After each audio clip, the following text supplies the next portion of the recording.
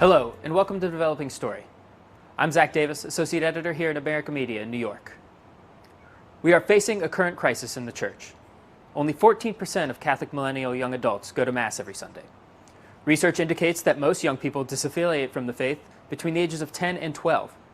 Young couples are not looking to get married in the church, nor are they bringing their children to be baptized, if they are having children at all. Many young people can articulate some of the church's teachings, but are not necessarily living passionate, faithfully Catholic lives. That was from a recent piece in America titled Why We Still Need a Synod on the Youth. Joining me today from Louisiana and Washington, D.C. to discuss the Synod of Bishops on young people are Katie Prejean-McGrady, writer, speaker, and author of Follow, Your Lifelong Adventure with Jesus, and Jonathan Lewis, Assistant Secretary for Pastoral Ministry and Social Concern in the Archdiocese of Washington. Welcome to Behind the Story. Thanks so much. All right, so Katie, I'll start with you. That was from your piece, and this summer is certainly a time of crisis in the church with all of the news of sexual abuse and cover-up. But you mentioned that there's another crisis happening at the same time. Yeah, I thought it sounded familiar when you were reading it. It's like, I think I've heard that before. I wrote it at this very table. Yeah, I think we're facing, there's a major crisis, obviously, with the sex abuse stuff. Let's not discount that. But people are leaving. Young people are leaving. People our age are walking away, or they're not ever showing up in the first place. The young people that I work with in middle school and high school at conferences that I speak at, they're sometimes there reluctantly, or they're there on fire for like the big peak moment, but then they don't want to stick around afterwards. We need to address that, because in 30 years, our pews are going to be empty, and we're going to have to shut more church doors, and we're going to be facing an even bigger problem down the line. And Jonathan, you're in Washington, and you've certainly been thinking about both the crisis in the young church and the sexual abuse crisis this summer. What's your sense when you think about these two topics together of how that's going to impact next month's synod? I think it's squarely at the heart of what we're talking about is, as Katie alluded to, this call to holiness and the call to credibility. And I think the church regains their credibility by renewing their call to holiness, not only as an institution, but as a body of Christ in each of the individual members. I think we saw this summer how negatively people can be impacted by an uncredible witness, like many of the allegations that have come forward and across the East Coast and other places. And I think that just calls me all the more to recognize the need for an army of credible witnesses. And Katie, you were in Rome in March for the pre-synod meeting. What were you doing there? Who were you with? And what did you learn? So I was with 300 other young adults that were sent by their bishops' conferences, various religious orders, and we worked on the 15 questions that were published ahead of time. We answered, we unpacked, and then we wrote a document, a letter, essentially to the bishops, answering those questions. And that's one thing that I like to impress upon people. The pre-synod document was not an encyclical. It was not an apostolic exhortation. It was a letter from 300 young adults who sat around for a week talking, sharing meals, praying together, having fun together, and really just trying to answer, how do we find our identity? Who is Jesus Christ to us? Why does the church matter? Why doesn't the church matter sometimes to us? And how can we seek that relationship with Jesus Christ and relationship with one another in the life of the church? And it was life-changing. I keep going back to those 10 days. The people that I met, the friends that I made, I still keep in touch with.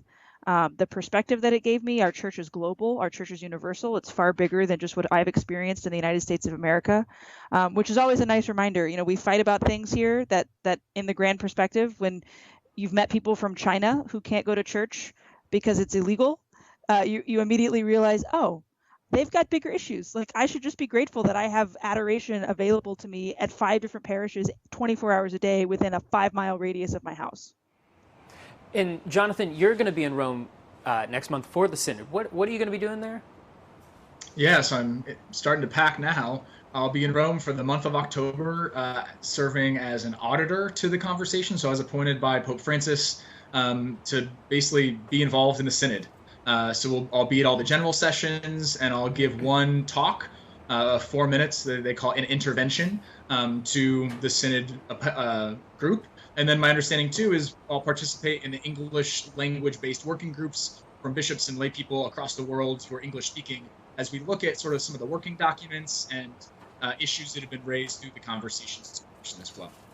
Speaking of the working document, the Instrumentum Laboris, some people have voiced some concerns about it not necessarily including all perspectives or including some too many perspectives. What is your sense, Katie, I'll start with you, of these criticisms, and are they spot on, or what are they missing? Well, yeah, it's 30,000 words. It's long. It almost kind of reads like an introduction to a PhD dissertation. And I think with that, obviously, we need to recognize that it's big. It's colossal because it's trying to address a gigantic issue, which is young people leaving in droves. And when we say young people, right, we mean like 16 to 30. Well, even that age range is massive. I'm 29 and I'm in the same category as a freshman in college. And yet my experience right now in life is completely different. But this document needs to address me and that freshman in college and the 13-year-old that's leaving middle school and entering into high school. So of course it's going to be big. I think a lot of the criticism is people aren't necessarily seeing their particular ideology or their particular version or brand or preferences. And to that, I just simply say, well, that's not a bad thing. To be stretched and to have to read a different perspective. I don't think this thing is throwing church teaching out the window. I don't think this thing is advocating for a complete turnaround on certain doctrines. That's not how I read it. That's not how I take it. I think what it's doing is challenging us to really be bigger in our perspective and think on that more global, universal scale. Jonathan, before we get to you, I just want to remind our viewers to please ask questions on social media right now, wherever you're watching, and we'll get to them. Jonathan, have you read the Instrumentum Laboris? What are you thinking, certainly, feeling as you read it? Well, I think Katie's spot on. There's no way you can address such a broad age range across the entire globe in even 30,000 words, which is long. I'll tell you the things I like about it. I think it really has a positive view of the gifts of young people, and that's reflected both in the contributions of the pre-synod gathering that Katie participated in that made its way in, as well as recognizing the need for the gifts of young people. You know, the church needs who young people are, and I think that's an important starting place, which is marked too by a process of listening. And listening, you know, in some ecclesial camps can come across as saying it's weak-minded, it's just really, you know, for children, we want to listen to placate them. But listening is a deep theological quality of God and of his relationship with God's people. And I value that. And I think you see the document is not written from some little office in the Vatican. Every paragraph, you have to go look up what all the abbreviations mean because they're quoting this bishop's conference. And it's important to remember, too, that the process for this Instrumentum Laboris is that every bishop's conference in the world was asked to send in their country's contribution. So we ourselves in Washington, we had thousands of people participate online and in person in a listening process, and we coordinated that. We sent that to the U.S. Bishops' Conference. They then sent that to Rome, yet alone this conversation that Katie was a part of with 300. So I think this document is incredibly credible because it starts from a perspective of listening, which has to be the starting place moving forward to engage and address the topic of young people. But it shouldn't be the end conversation. We don't listen and then pack up and go home, right? And this is the process, right? See, judge, and act. And I'm looking forward to moving through that process. All right, we have a question from Mike on Twitter. If you had 1 minute to address Pope Francis and all the Synod bishops, what would you say to them?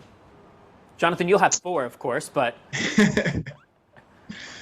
Yeah, so I mean, if I have a chance to meet Pope Francis, I just want to say thank you for his office, for all the gifts he's been to the church. More specifically, in my 4 minutes, and I heard they cut the mic at 4, so I'll try to be closer to 3.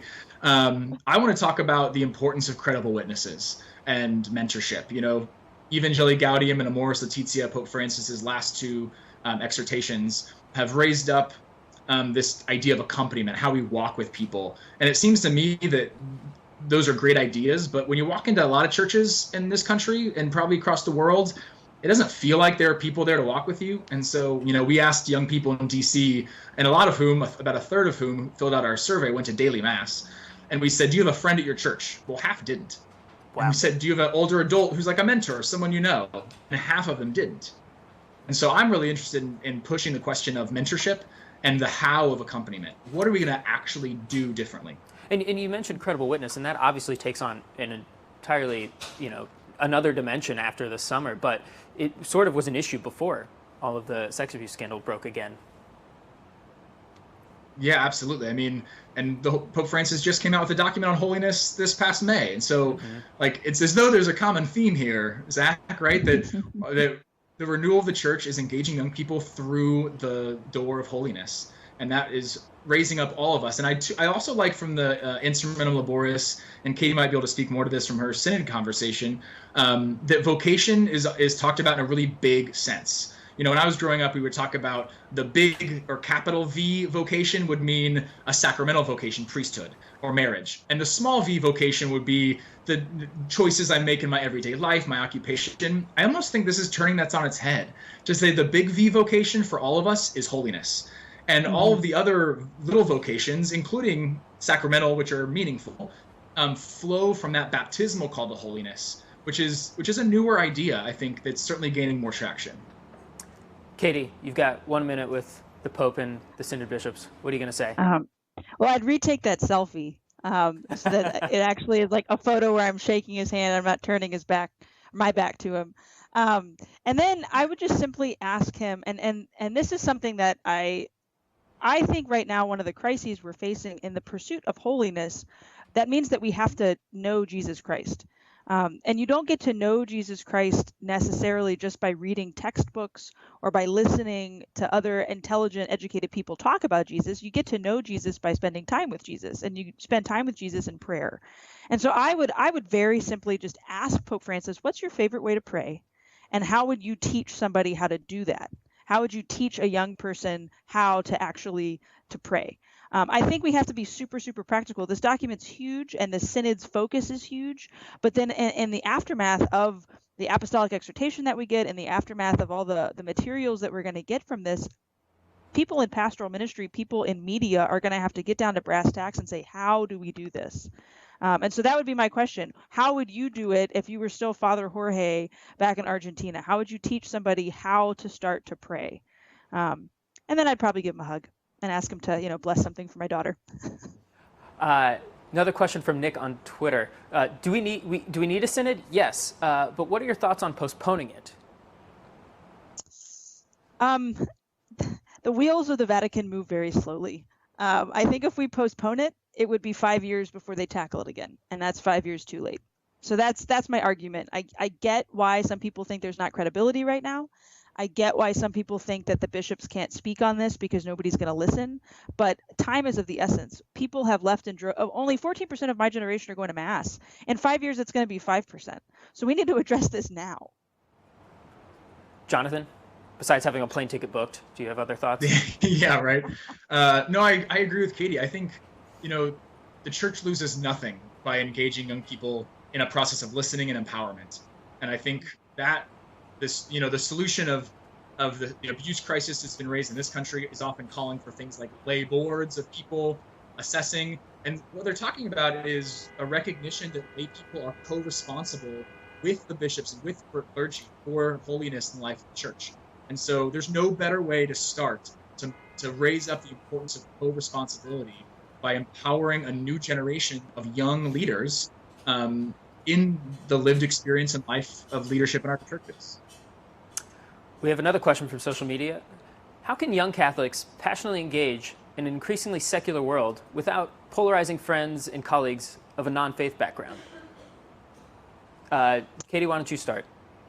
So I'm lucky in the sense that I've always worked for the church professionally.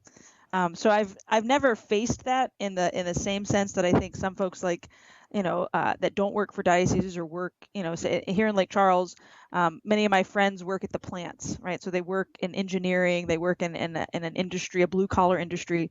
And they often tell me that, and I've noticed when people are joyful, when we're joyful about our faith, not, shoving rosaries in people's faces or saying you have to read scripture, you need to come to daily mass with me or you're going to hell, but just experience and express the joy of their lives, the joy of the sacraments, the joy that comes from spending time in prayer and not not being in your face. And that's not to say that we're passive. That's not to say that we're pushovers.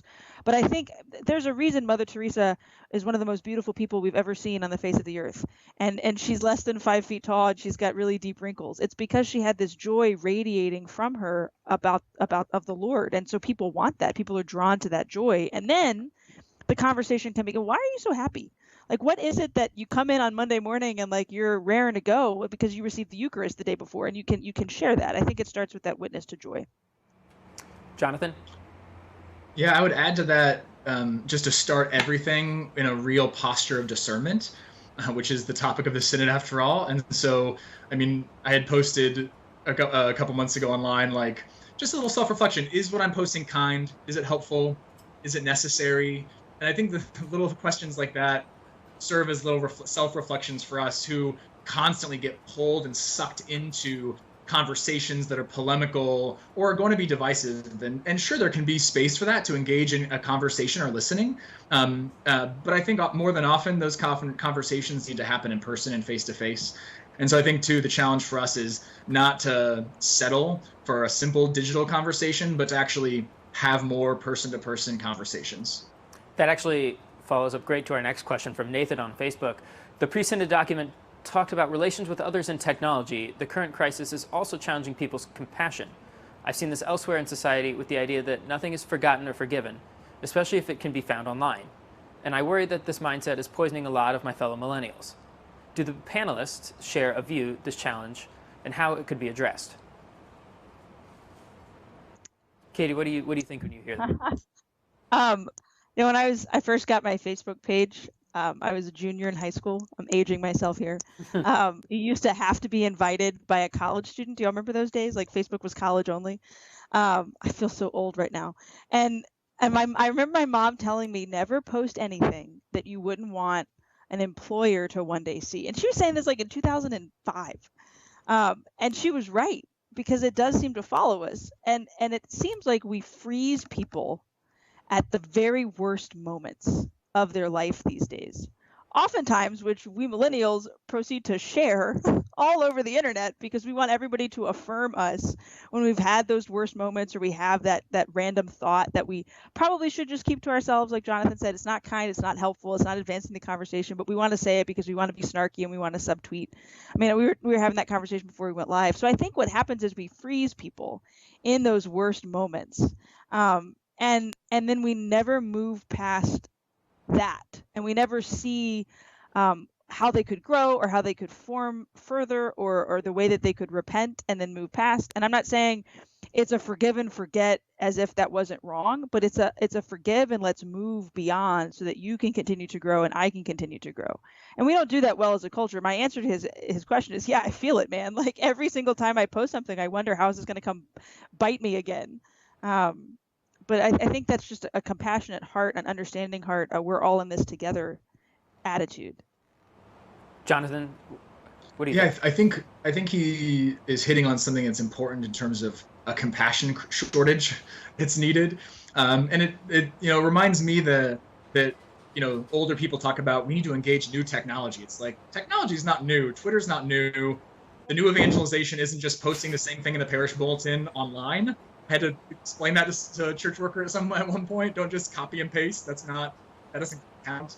But for me, it's a reminder that digital spaces are where young people engage people, but it's not the final end result, and that's where I think people who are of an older generation are helpful. But when I was growing up, we had a landline. You called someone to figure out when you could meet up in person. And I just think too, we can't lose this essential personalism, that evangelization and our witness is always heart to heart, not keyboard to keyboard at the end of the day. And so, yeah, that there are certain relationships long distance that are going to be digital, like this conversation is. But if we choose that conversation and ignore the person we're sitting next with in our pews, I think that's our spiritual crisis right now. Is we don't know the people sitting next to us, and we think that's okay because we're texting with someone else. Where I think a Christian moment that's always very personal is to recognize Christ in the person next to us. So just to not lose sight of that. If I could just ask one last question, I'm curious if you could briefly summarize, are you hopeful about what the church can offer young people, and whether or not young people, at least in the United States, are going to listen to what the church can offer. Do you have hope, and where's that hope come from?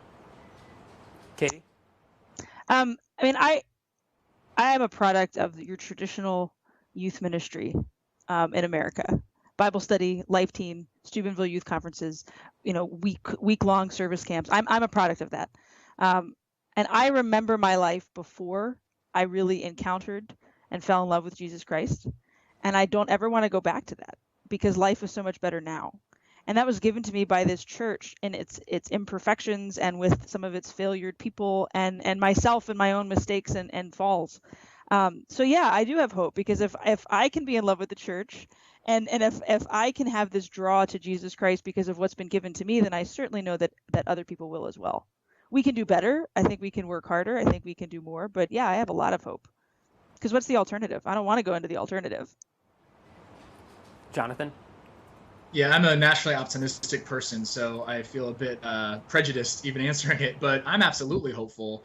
I mean, for a couple of reasons, one of which is I believe the church is true and good and beautiful. And so, as the scripture says, Lord, to whom shall we go?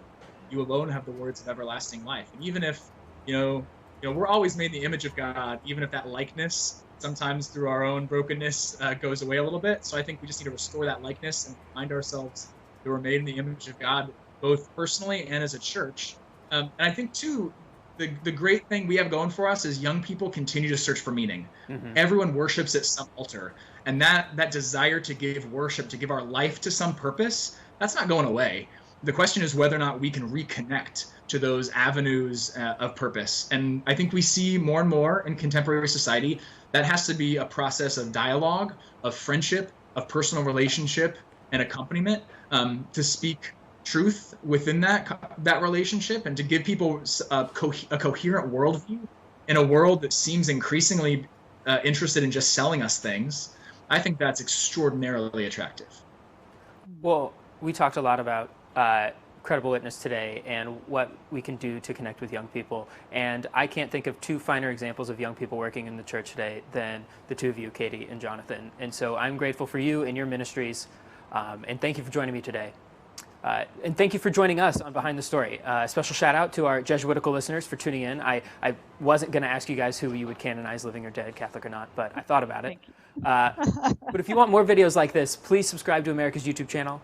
You can also find a complete coverage of the upcoming Synod on the Youth at www.americamagazine.org. Thank you and have a great day.